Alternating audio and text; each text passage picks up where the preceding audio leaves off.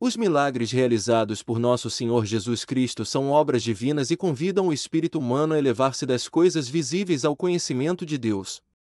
E como Deus não é de uma natureza que possa ser vista pelos olhos do corpo, e como, por outro lado, os milagres que ele realiza no governo e na administração da criação se tornaram tão comuns devido à sua frequência que ninguém presta atenção à ação admirável e espantosa de Deus na menor semente, ele reservou para si, em sua misericórdia, a realização de certos eventos, em momentos oportunos, fora do curso normal da natureza.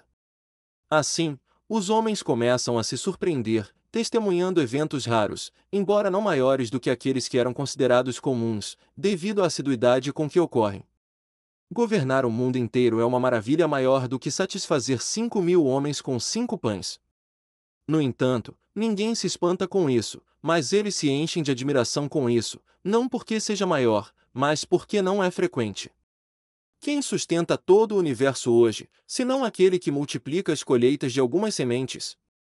Há uma operação divina aqui. A multiplicação de alguns grãos, que resulta na produção das colheitas, é feita pelo mesmo homem que multiplicou os 5 pães em suas mãos. Esse poder estava no ventre de Cristo. Os 5 pães eram, em certo sentido, sementes que, se não fossem lançadas à terra, eram multiplicadas por aquele que fez a terra. Portanto, um meio foi apresentado aos sentidos para elevar o espírito, e uma oportunidade foi dada aos olhos para exercitar sua inteligência e nos fazer contemplar, por meio de obras visíveis, o Deus invisível. Mas isso não é a única coisa que devemos considerar nos milagres de Cristo. Perguntemos aos próprios milagres o que eles nos dizem sobre Cristo. Se soubermos entendê-los, veremos que eles têm sua própria linguagem.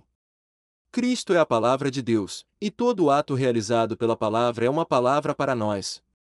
Já notamos, pelo relato dado no Evangelho, a grandeza deste milagre, a multiplicação dos pães. Vamos agora investigar sua profundidade. Não nos deleitemos meramente com a aparência externa do fato, vamos examinar seu segredo, pois o fato externo tem algo íntimo. Nós vemos, contemplamos, algo grandioso, sublime e inteiramente divino, pois somente Deus pode realizá-lo, e então, ao considerar a obra, somos levados a louvar o autor.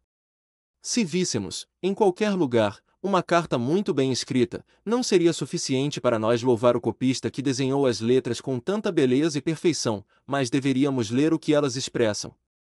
Da mesma forma, aquele que observa o fato fica satisfeito com sua beleza e admira seu autor, mas aquele que entende o significado faz, por assim dizer, lendo. Uma coisa é ver uma pintura, contentar-se em ver e elogiar sua obra. O mesmo não é verdade para uma carta, pois somos convidados a ler o que ela diz. Quando você vê uma carta e não consegue lê-la, e pergunta: o que está escrito aqui? Você já vê algo, e ainda assim pergunta. E aquele a quem você pede para entender o que você vê lhe mostrará algo mais. Ele tem um poder de visão, você tem outro. Você não vê os caracteres como ele?